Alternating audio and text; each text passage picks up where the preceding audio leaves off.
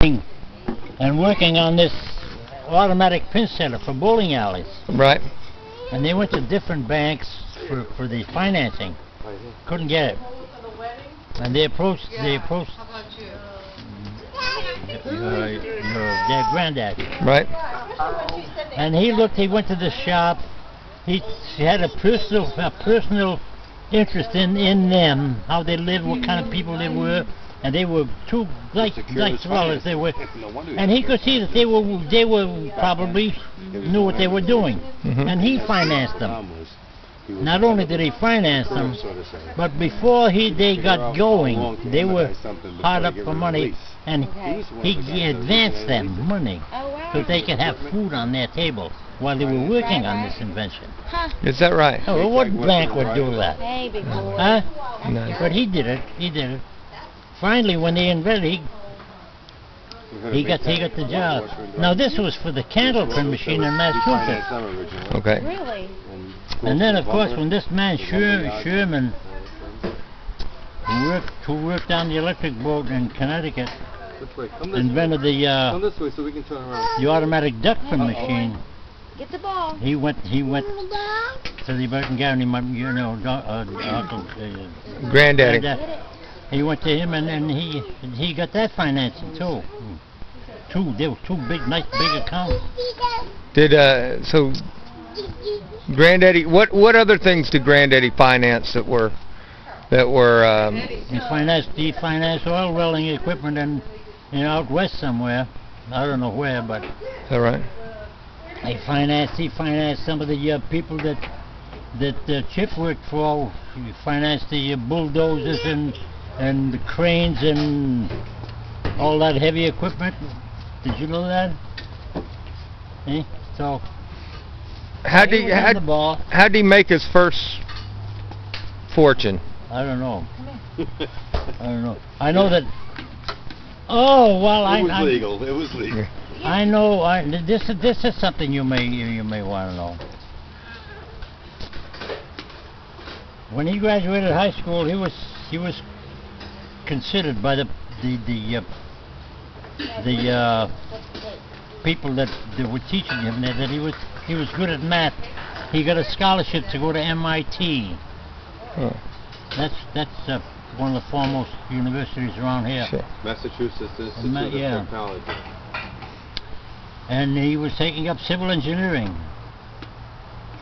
And the first summer, of course, they placed him. They even got a job for him. The first summer that he was on vacation, he went to work for this civil engineer who was cutting out some house lots up near where I lived, up there, Pembroke Avenue, near Providence College. He was a survey assistant.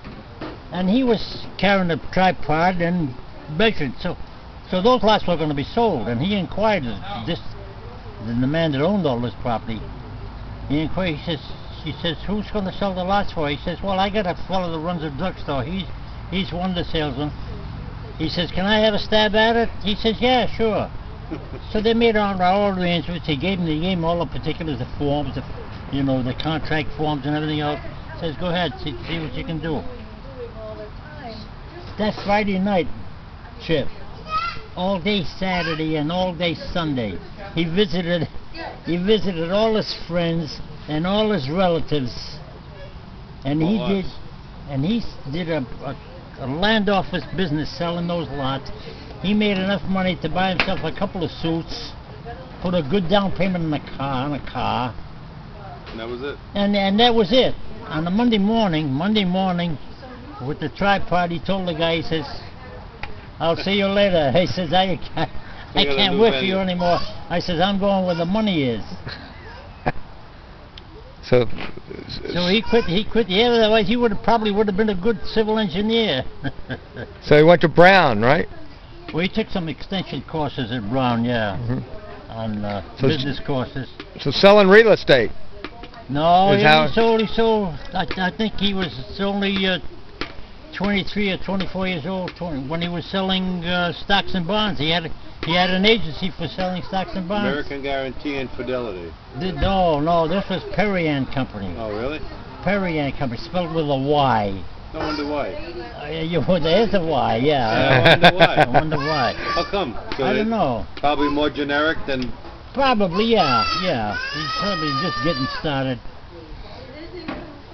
And then from there he graduated and went into the finance business. And there was one company that he financed that went under, the electric shops. They sold Maytags, washing machines. They sold appliances. And that's when I went to work. I went to work for them when I was 15, 16 years old. I was going to high school.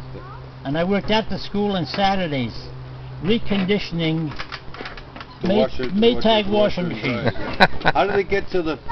How did you guys get involved with the rubber, with the tires and stuff? Football. That's right. Oh, he was financing this fella in Barrington that was Recapping there tires. was no, he was recapping tires, but he was making his own